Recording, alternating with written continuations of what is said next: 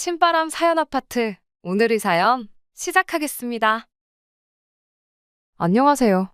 저보다 한 살 어린 남자친구에게 청혼을 받아 얼마 전부터 결혼 준비를 시작한 올해 20대 후반의 여자입니다.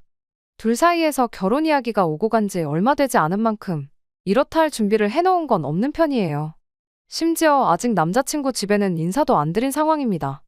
앞으로도 인사를 드리러 갈 일이 없을까 싶은데 여기에는 조금 복잡한 사정이 있어요. 일단 남자친구는 저희 부모님께 진작에 인사를 시켰었고요. 저희 부모님께서는 그래도 남자가 나이가 어려서 괜찮겠냐고 걱정을 하셨는데 생각해보니 요즘은 만나이를 쓰잖아요? 만나이를 쓰면 동갑이라고 봐도 무방할 만큼 제 생일과 남자친구 생일이 크게 차이가 나지 않습니다. 만나이를 안 쓴다고 해도 뭐 한 살 차이면 솔직히 엄청 어린 것도 아니기도 하고요. 사회생활도 일찍부터 시작해서 밑으로 형님 하면서 따르는 회사 후배들도 여러 명 있고 군대에서도 분대장인가 뭔가 하면서 아직도 그때 후임들하고 연락하면서 지내는 거 보면 리더십도 있는 사람처럼 보였어요. 연애할 때도 데이트 장소라든지 이것저것 먼저 알아오고 뭐를 할지, 뭐를 먹을지 제 의견을 묻는다기보다는 이거 하자, 저거 하자 하면서 리드하는 스타일이었어요. 남자친구를 만나기 전에 만나던 사람들과 비교했을 때도 저보다 연상이었던 남자친구들보다 듬직한 면이 있었습니다. 나이가 저보다 한 살 어리다고 한들 저보다 어른스러운 면도 있다고 생각했습니다. 그런 모습 때문에 결혼을 하기로 결정했지요. 당연한 소리겠지만 결혼하면 필요할 때 의지도 하면서 행복하게 잘 살 줄 알았어요. 바로 얼마 전까지는 말이지요. 남자친구 집에 아직 인사를 드리러 가지 못한 데에는 이유가 있습니다.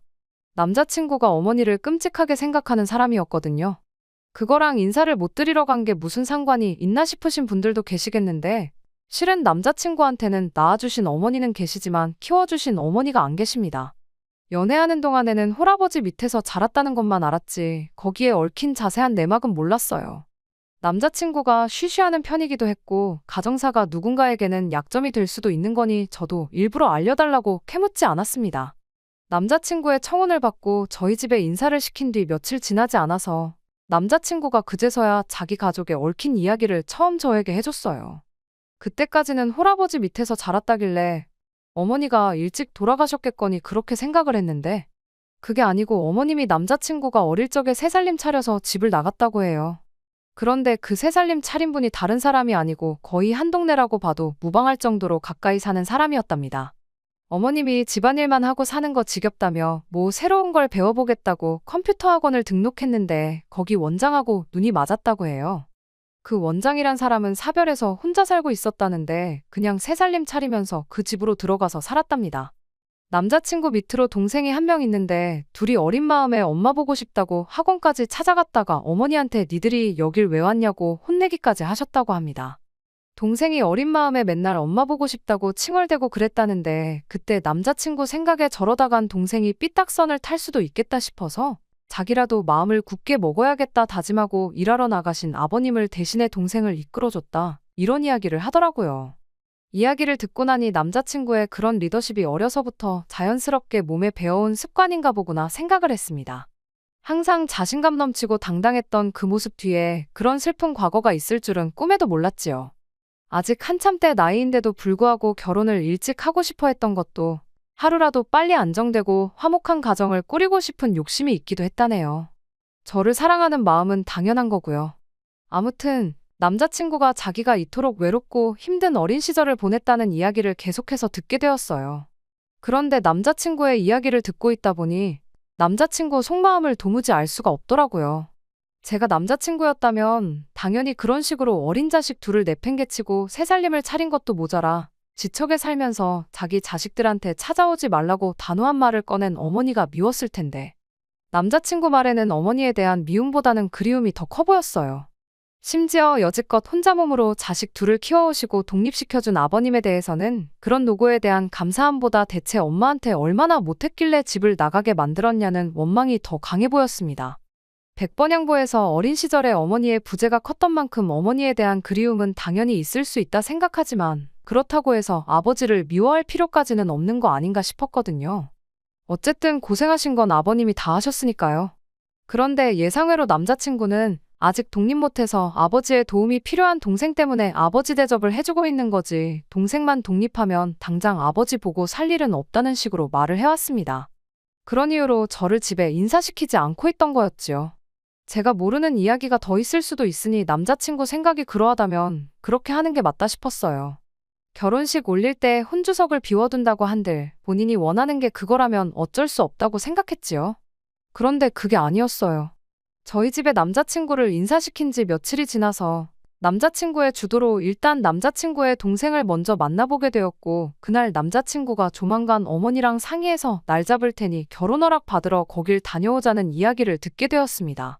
어릴 적에 학원까지 찾아가서 문전박대 당했다는 이야기를 들었을 때 당연히 어머님하고는 그 뒤로 연을 끊었겠거니 생각했는데 그게 아니었던 겁니다. 알고 봤더니 남자친구가 취직하고 나서 집에서 나와 독립한 시기부터 어머님하고 연락을 주고받고 있었다는 사실을 또 새로 알게 되었지요. 어떻게 자기 연락처를 알아내서 그래도 모자간인데 지난 날은 다 잊고 잘 지내고 싶다고 연락이 왔다고 해요. 남자친구 동생은 어릴 때 충격이 너무 컸던 나머지 아직도 연락을 안 하고 있는 상황이랍니다. 그리고 그날 이후로 남자친구는 쭉 가족들 모르게 해서 어머님하고 지속적으로 연락을 주고받고 있었나 봐요. 그리고 아버지한테도 아직 말을 안 한 저희 결혼 소식을 어머니한테만 이야기를 했다고 하는 겁니다. 차라리 제가 처음 생각했던 대로 어머님, 아버님 양쪽 다 인사 안 시키고 결혼식 때도 혼주석을 비워둔 채로 진행하자고 했으면 이해라도 했을 텐데. 호적상 실제 가족인 아버지는 빼고 이젠 남이 되어버린 어머니한테만 인사를 시키겠다니 솔직히 이해가 가질 않았고 혼란스럽기까지 했습니다. 그러면서 동시에 다른 걱정도 생기게 되었지요. 저를 아버님께 인사시킬 생각이 없다는 건 곧 결혼을 한다는 이야기부터 전하지 않을 생각인 것 같은데, 자이던 타이던 아버님이 아들 결혼식에 참석을 못하실 수도 있다는 건 예상했지만 어머님만 참석을 하시게 되는 건 예상 못했거든요. 만약 그렇게 된다면 신랑 측 혼주석에는 어머님이 혼자 계시는 건지 아니면 새살림 차린 그쪽 집 아저씨가 같이 혼주석에 앉게 되는 건가 싶었어요. 아니나 다를까 남자친구한테 어머님은 하객으로 오시는 거냐 혼주로 오시는 거냐 물었더니 나를 낳아준 어머니인데 혼주석에 자리하시는 게 당연한 거 아니냐고 살짝 화가 난 말투로 말을 하더라고요. 문제는 저는 그렇게 하고 싶은 생각이 눈꼽만치도 없다는 거였어요. 그렇다고 남자친구한테 피덩이 같은 두 자식 버리고 새살림 차린 당신 어머니는 혼주석에 앉을 자격이 없으니 결혼식에 부르더라도 하객석에 앉게 하라고 할 수도 없는 노릇이기도 했고요. 제가 고리타분한 사고를 가지고 있는 걸지도 모르겠습니다만 결혼이 일륜지대사라고 하는 만큼 지켜야 할 기본적인 도리가 있다고 생각하거든요. 양가 집안이 하나가 되는 건데 서류상 한 가족인 아버지는 결혼식에 부르지도 않고 이젠 남의 가족인 어머님과 완전 생판남인 그 집 아저씨를 저희 부모님과 같은 선상에 두는 것부터 말도 안 된다고 생각했어요. 물론 남자친구가 혼주석에 계신 어머님 옆에 그 새살림 차린 아저씨가 앉을 거라는 말을 하지는 않았지만 아무튼 괜히 더 따지고 들어봐야 말다툼만 일어날 것 같아서 저도 거기까지만 말하고 다른 말은 따로 하지 않았습니다. 이제 결혼 준비를 막 시작한 만큼 대화로 충분히 풀어나갈 가능성이 있지 않겠나 싶었거든요. 아직도 한 집에 같이 사는 동생이 있는데 심지어 동생은 어머니를 두 번 다시 볼 생각이 없는 것처럼 보이는데 설마 아버지 모르게 결혼을 할 수나 있을 리가 있겠나 싶었기도 하고요. 그리고 며칠 전 남자친구가 다음 주 주말에 시간이 되느냐고 물어왔어요. 어머니랑 약속 잡아놨다고 되도록이면 시간 비워놓으라는데 올 것이 왔구나 싶은 기분이었습니다. 진짜 이러다간 아버님은 결혼식장에 발도 못 붙이고 혼주석에는 생판남이나 마찬가지인 모르는 아저씨가 앉아있을 것만 같고 한마디 하지 않을 수가 없더라고요. 그래서 제가 아무리 생각해도 이건 아닌 것 같다고, 너를 낳아주신 어머니니까 인사드리는 게 문제가 되는 건 아니지만 혼주인 아버님께 먼저 인사를 드리고 그 후에 어머님한테 인사를 드리는 게 순서가 맞는 것 같다고 한마디 했습니다. 그랬더니 남자친구가 정색을 하더라고요. 아버지는 없는 걸로 생각하면 된다고요. 여지껏 평생을 어머니가 없는 거라 생각하고 살았는데 아버지가 없는 것처럼 사는 거 일도 아니라고. 어차피 너도 우리 아버지 얼굴 한 번도 본 적 없지 않냐며 원래 없던 사람인 셈 칠합니다. 그러면 간단한 거 아니냐는데? 워낙에 고집을 부리기에 일단은 알겠다고 한 상황입니다. 아직 어머님을 만나기로 한 날까지 열흘 정도 시간이 남아있는 상황인지라 어떻게든 남자친구 설득해서 아버님한테 먼저 인사를 올리던지 정 안 되면 어머님 먼저 만나 뵙고 나서 아버님께도 인사를 드리러 가자고 하고 싶은데 부모님 축복 속에서 결혼하는 게 이렇게 힘든 일인 줄은 몰랐습니다. 남자친구 가정사인데 제가 너무 오지랖을 부리는 건가 싶기도 하고요. 그래도 아무리 생각하고 또 생각을 해봐도 남자친구가 취직한 이래로 독립해서 나와 살고 있긴 한다지만 남자친구가 자라온 과정에 대해서 제가 속속들이 전부 알고 있는 것도 아니지만 이건 아닌 것 같아요. 어떻게 남자친구 마음을 돌릴 방법은 없을까요? 안녕하세요. 얼마 전에 남자친구가 한가족인 아버지는 결혼식에 부르지 않고 어릴 적에 자식들 두고 집 나가 새 살림 차린 어머니를 혼주석에 앉히고 싶어하는 남자친구 때문에 고민이라고 사연을 보냈던 쓰니입니다. 결국엔 남자친구 고집을 꺾을 수가 없어서 예정된 대로 어머님을 찾아뵙고 왔어요. 그리고 이렇게 글을 다시 적게 되었습니다. 만나기로 한 장소는 어머님이 살고 계시는 곳 근처였어요. 새 살림 차렸을 때는 한 동네에 가까이 살았다더니 기차로 1시간 반을 가야 할 만큼 먼 곳에서 살고 계셨습니다. 약속 장소에 도착했더니 남자친구 어머님만 혼자 계셨어요. 새 살림 차리신 분 호칭을 뭐라고 해야 하나, 아저씨라고 해야 하나 고민이었는데 그것만큼은 참 다행이었습니다. 아무튼 저는 당연히 호적상으로도 가족이고 여태까지 남자친구와 남자친구 동생을 책임지신 아버님이 혼주석에 앉는 게 당연하다는 입장이다 보니 그래서 그랬나 어머님 인상이 그렇게 좋아 보이진 않았어요. 일단 제가 생각했던 것보다 훨씬 더 나이가 젊으셨어요. 아버님과는 속도 위반으로 결혼하게 되었고 그때 나이가 21살밖에 안 되었다 보니 아직도 50대 초반이십니다. 꾸미고 다니시는 것도 엄청 화려하고 멋쟁이시죠. 그게 문제가 되는 건 아니지만 어머님과의 대화는 정말이지 제가 상상했던 것 그 이상으로 충격적이었습니다. 남자친구도 몰랐던 사실이 하나 있는데 그때 당시 새 살림 차렸던 아저씨하고는 진작에 헤어지셨답니다. 그 뒤로 쭉 혼자 지내신 건 아니고 이 사람 저 사람 만나면서 같이 살기도 하고 연애도 하고 그러면서 인생을 즐기면서 사셨다고 하네요. 그걸 하고 싶은 걸 다 하고 살았다고 인생을 즐겼다고 표현하는 것도 충격적이었어요. 제가 너무 고지식한 걸 수도 있겠지만 여기가 미국인가 싶을 정도로 자유분방하신 분이셨습니다. 그래도 한편으로는 다행이다 싶었어요. 혼주석에 누군지도 모르는 아저씨가 옆에 앉아있는 것보다야 어머님 혼자 계시는 게 나을 수도 있고 이 경우라면 남자친구를 설득해서 어머님, 아버님 두 분 다 혼주석에 계시도록 이야기를 할 수도 있겠다 싶었습니다. 어머님은 저를 언제 봤다고 벌써부터 며느리라고 불러대기 시작했지요. 가까이만 살면 며느리랑 매일같이 놀러 다니고 싶다 뭐 그런 이야기를 하시더라고요. 당신이 배불러서 낳은 자식들은 남자친구랑 남자친구 동생이 전부이긴 한데 딸이라고 하나 있는 건 엄마 보기 싫다고 연락조차 안 받는다고 하면서 딸 가진 엄마들하고 어울리다 보면 딸들이 엄마 챙겨주고 그러는데 그게 그렇게 부러웠을 수가 없다고 하시더라고요. 다른 건 몰라도 부침성 하나만큼은 좋아 보이셨는데 역시나 그마저도 저한테는 좋게 보이지 않았어요. 아무튼 그렇게 이야기를 나누는데 남자친구와 그간 몇 년 동안 연락을 하고 지내긴 했지만 남자친구도 어머님을 이렇게 직접 만나는 건 이번이 처음인 것 같아 보였습니다. 남자친구 취직해서 독립한 이래로 벌써 3년이라는 시간이 흘렀는데 3년 동안 연락을 주고받으면서 얼굴 한번 안 봤다는 것부터 이해가 되질 않았지요. 말로는 우리 아들 일하느라 바쁜데 방해하고 싶지 않아서라는데 아무리 두 사람 사이에 거리가 멀다지만 외국에 살고 계신 것도 아니고 대한민국이 교통수단이 안 좋은 나라도 아닌데 어머님이나 남자친구 두 사람 중 한 명이 마음만 먹으면 보러 올 수 있는 거 아닌가 싶었거든요. 계속 이야기를 듣다 보니 어머님 쪽에서 남자친구가 내려오겠다는데도 이 핑계 저 핑계 대면서 나를 미뤄왔던 것처럼 들렸어요. 말로는 동생도 같이 해서 보고 싶었다 그런 식으로 이야기를 하는데 저는 그 말이 왠지 의심까지 가기 시작했어요. 아니나 다를까 대화의 화제에서 저는 빠지게 되었고 그 자리는 20년 만에 만난 감격에 모자상봉의 자리로 돌변해버리고 말았습니다. 이럴 거면 둘이 먼저 만나고 할 말 다 하고 나서 나를 인사시키던가 하지. 사람 불러놓고 이게 뭐 하는 건가 싶을 만큼 저는 안중에도 없었어요. 꿔다 놓은 보릿자루 마냥 옆에 앉아서 두 사람 하는 이야기를 계속 듣고 있었는데 따지고 들고 싶은 게 한두 개가 아니었습니다. 아버님이랑 헤어지게 된 이야기부터 시작하는데 오늘 하루 만에 이 이야기가 다 끝나긴 하려나 싶었죠. 대충 간략히 설명하자면 어머님이 속도 위반으로 원하지도 않는 결혼을 하게 되었는데 그렇게 10살이나 어린 멀쩡한 여자 인생을 꼬아놓았으면 잘해주기라도 해야지 당신이 무슨 자기 애 키워주는 사람처럼 대했다고요. 돈 벌어다 주면 그게 다인 줄 아는 아버님의 횡포를 견딜 수가 없어서 집을 나오게 되었던 거라고 하셨어요. 자세한 내막을 알고 있는 건 아닌데 그냥 제가 듣기에는 아버님은 가장으로서 어린 아내와 핏덩이인 자식을 위해 열심히 일을 하셨고, 어머님은 평범하게 애 키우는 전업주부의 삶을 사셨던 것처럼 들렸거든요. 산후우울증이니 육아 스트레스니 힘들다는 거 알고 있지만, 남자친구 태어나고 2년 지나 둘째인 동생도 태어난 거 보면 딱히 두 분 관계에 큰 문제가 있던 것처럼 보이지도 않았고요. 남자친구랑 동생이 어느 정도 크고 나서 시간적 여유가 생기게 되었을 때 새로운 거 배우고 싶다고 컴퓨터 학원도 다니시고 했던 거 보면 아버님이 어머님을 어디 밖에도 못 나가게 하고 집에서 애만 키우라고 하셨던 분도 아닌 것처럼 보였고요.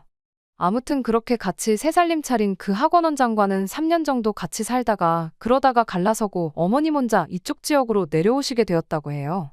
어떻게 헤어지게 되었는지에 대해서는 이유를 따로 설명해 주지는 않으셨습니다. 남자친구는 그 이야기를 듣고 그 사람은 고작 3년 만에 어머님하고 갈라서려고 우리한테서 어머니를 빼앗아갔던 거냐며 분개했지만 어머님 혼자 이 지방까지 내려오게 된 데에는 분명히 갈라설 만한 이유가 있었을 거라 생각합니다. 누구 잘못인지는 모르지만 어머님이 어쩌다 그렇게 된지 설명을 생략하는 것만 봐도 대충 짐작이 가는 상황이었고요. 아무튼 그 뒤로 이 지역에 정착해서 혼자 지낼 때도 있었고 혼자 지내는 다른 사람과 같이 지낸 적도 있었고 그런 식으로 살다 보니 갑자기 자식들이 그리워져서 어떻게 남자친구 연락처를 알아내서 용기 내 연락을 하셨던 거랍니다. 이야기 듣는 내내 뭐 하나 명확하게 오해를 풀 만한 이야기는 없었어요. 제가 너무 삐딱한 자세로 어머님이 하는 말을 들어서 그런 걸 수도 있겠다 싶기도 했습니다. 남자친구는 눈물까지 보이며 어머니가 그간 고생 많으셨던 것 같다며 뚝뚝 눈물까지 흘리고 있었기 때문이에요. 이야기가 길어지는 덕분에 주문한 음식들에는 손도 대지 않은 상황이었지요. 대충 이야기 마무리되고 나서 그제서야 식사를 시작했는데 남자친구가 이것도 맛있다 저것도 맛있다 하면서 어머니도 드셔보시라 하는데 그 모습을 보니까 어머니가 있는 일상이 저한테는 당연한 것인데 남자친구한테는 얼마나 갖고 싶은 일상이었을까 싶기도 하고 또 그간 어머니가 얼마나 그리웠을까 그런 생각도 들고 안쓰럽기도 하더라고요. 그렇다고 해서 여태까지 자기를 키워준 아버지를 결혼식에 부르지도 않을 만큼 미워할 필요까지 있나 싶긴 하지만서도 저는 어머니 없이 자라온 그 심정을 절대 이해 못하겠다는 생각을 하니까 또 제가 너무했나 싶기도 하고 정말 오만 가지 생각이 동시에 들었습니다. 혼주석에 관련한 이야기 또한 솔직히 남자친구가 직접적으로 언급한 적도 없던 부분이었고 어머님 또한 대화 시작할 때 새살림 차렸다던 그분과는 진작에 갈라섰다는 말까지 하셨다 보니 제가 생각했던 최악의 경우는 볼 일이 없겠구나 싶었고 그냥 이 상황을 인정하고 받아들여주는 게 좋겠다 싶었어요. 다른 사람도 아니고 아버님 몰래 결혼식을 올린다는 이야기는 여전히 받아들이기 힘들었지만 그거야 뭐 제가 처음에 생각했던 것처럼 대화로 천천히 해결해보면 되겠다 싶었죠. 여전히 결혼식까지는 시간이 넉넉한 상황이었으니까요. 식사를 다 마치고 나서 계산은 남자친구가 했어요. 밥값이 꽤 많이 나왔었거든요. 식사 마치고 나서 계산할 때 되니까 어머님이 먼저 밥 잘 먹었다고 커피는 자기가 쏘겠다고 말을 꺼내고는 먼저 가게 밖으로 나가셨어요. 어른이라고 무조건 계산을 해줘야 한다는 건 아니지만 그래도 몇십 년 만에 처음 아들을 직접 만나는 자리였던 데다가 거기에 저까지 있었는데 조금 의아했어요. 이후 저희는 택시를 잡아서 어머님이 자주 가신다는 카페로 향했습니다. 메뉴를 고를 것도 없이 카페 들어서자마자 어머님이 먼저 가서 아메리카노 3잔을 주문하셨어요. 밥 먹은 직후라 그런지 달달한 게 땡겼지만 카페에서도 제일 싼 메뉴로 묻지도 따지지도 않고 시키신 것 그리고 밥값 계산할 때 먼저 쪼르르 나가신 것으로 보아 어머님이 현재 주머니 사정이 별로 좋지 않구나 하는 걸 대번에 짐작할 수 있었습니다.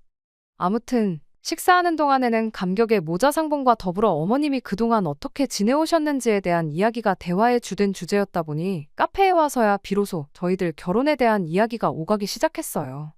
어머님이 처음 저희한테 했던 질문이 두 사람 다 나이가 20대 후반인데 무슨 돈이 있어서 결혼을 하기로 했느냐는 질문이었어요. 마침 남자친구네 회사에서 결혼한 직원에 대해서 2억까지 전세금을 지원해주는 복지제도가 있는데 그걸 이용해서 일단 신혼집 먼저 구하고 차근차근 하나씩 맞춰나갈 계획이라고 설명드렸습니다. 그 말을 듣고는 어머님이 역시 우리 아들이라면서 능력이 있으니까 회사에서 그만큼 지원해주는 거 아니겠냐고 엄청 좋아하시더라고요. 그러더니 저한테 우리 며느리는 돈을 얼마나 버느냐고 대놓고 물어오셨어요. 말투가 마치 우리 아들 덕분에 신혼집 문제를 해결한 거나 마찬가지인데 너는 우리 아들 해오는 만큼 해오는 건지 한번 확인해 봐야겠다는 말투였죠. 월급에 대해서 숨길 것까진 없지만 대답하기 조금 꺼려지는 질문이었는데 그래도 거기서 비밀이라고 하기도 뭐해서 그냥 한 달에 300 정도 벌고 있다 솔직하게 대답했습니다. 성과급 같은 거 생각하면 350 정도 받는다고 봐도 무방한데 굳이 거기까지 말할 필요는 없겠다 싶어서 참았네요.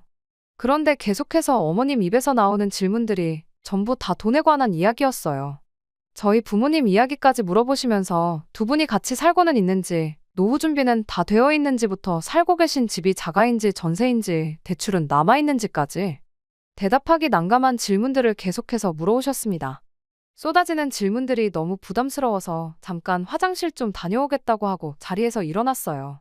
겸사겸사 분위기도 환기시키고 제가 자리를 비운 만큼 대화의 화제도 다른 곳으로 돌아가지 않을까 생각을 했거든요.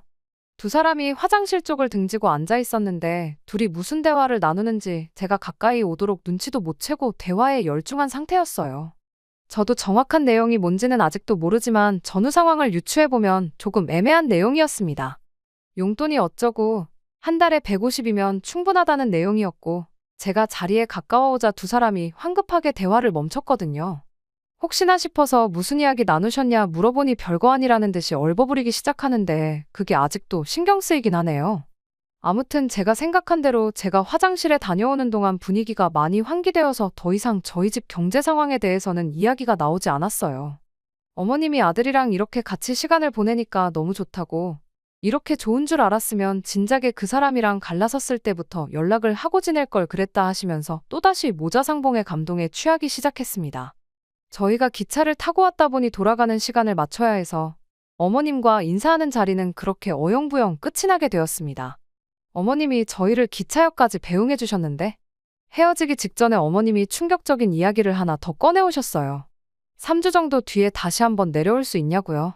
날짜를 확인해보니 금요일이었는데 회사에 휴가를 내서라도 둘이서 같이 오라고 하시더라고요. 기차표는 토요일에 돌아가는 표로 끊으라고 하셨고요. 무슨 일 때문에 휴가까지 내서 오라는 건가 싶었는데 어머님이 혼자 살고 있는 집도 구경시켜주고 지금 같이 살고 있지는 않지만 만나고 있는 사람이 있는데 그이도 소개시켜주고 싶다고 하더라고요.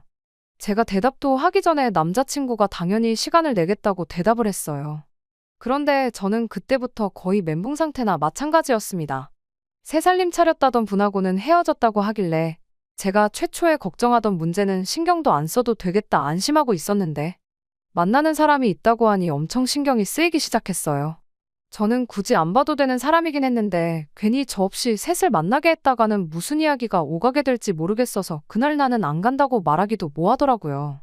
거기에 집에 오는 기차 안에서 남자친구한테 아까 카페에서 나 화장실 다녀오는 동안 어머님하고 무슨 이야기 나눴냐고 물어봤는데 별 이야기 안 했다고 얼버무리는 모습을 보니 더더욱이 그날 안 가겠다고 할 수가 없었습니다. 그리고 시간이 흘러 벌써 다음 주가 다시 내려가기로 한 그날이에요.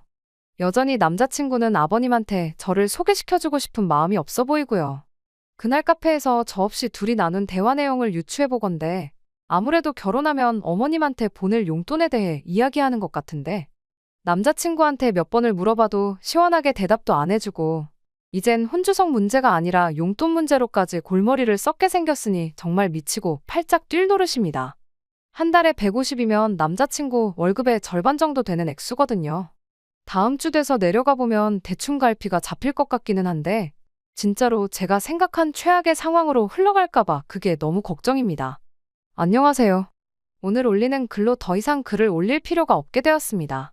결론부터 말씀드리자면 남자친구하고는 결혼 안 하기로 했어요. 예정되었던 대로 휴가까지 내서 지난주에 남자친구 어머니 살고 계신 곳에 다녀왔고 그날 그 자리에서 결혼 엎어버리고 왔습니다. 진작에 아버지를 결혼식에 안 부르겠다는 헛소리 할 때 알아보고 때려쳤어야 하는데 무슨 좋은 꼴 보겠다고 2달 반이라는 긴 시간을 버텼는지 참 후회가 되네요. 이번에는 남자친구 어머니가 기차역까지 저희를 마중 나오셨어요. 거기서 곧바로 택시를 잡아서 어머님 집으로 향했고요. 물론 택시비 또한 남자친구가 냈습니다.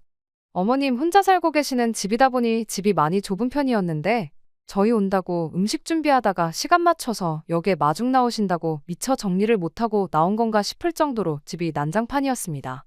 그래도 아들하고 아들 며느리 될 사람 온다고 이번엔 저희를 위해 진수성찬을 차려주시려고 하는 건가 싶었는데 그게 아니었어요. 외투를 벗어서 어디다 걸어놓아야 하나 두리번대고 있는 저한테 앞치마부터 건네주셨거든요. 저희가 조금 더 일찍 왔었으면 좋았겠다며 혼자 하느라 아주 죽는 줄 알았다고요. 아직도 할 일이 산더미니 일단 당신부터 도우라면서 저를 잡아 끌었어요. 그러던 와중에 남자친구한테는 앞치마가 아니라 TV 리모컨을 쥐어주시더군요. 엄마가 힘든 건 다 해놨으니까 둘이 하면 금방 끝날 거라며 1시간 정도 가서 TV나 보고 있으라고요. 저는 영문도 모른 채 어머님 손에 이끌려 바닥에 앉아서 온갖 전을 부치기 시작했습니다. 명절 때 저희 집에서 음식 준비하는 거 몇 번 도와드렸던 적이 있어서 어려울 건 없었어요. 어머님은 주방과 거실을 분주하게 왔다 갔다 하시며 이 음식 저 음식 마무리 짓는데 열중이셨고요.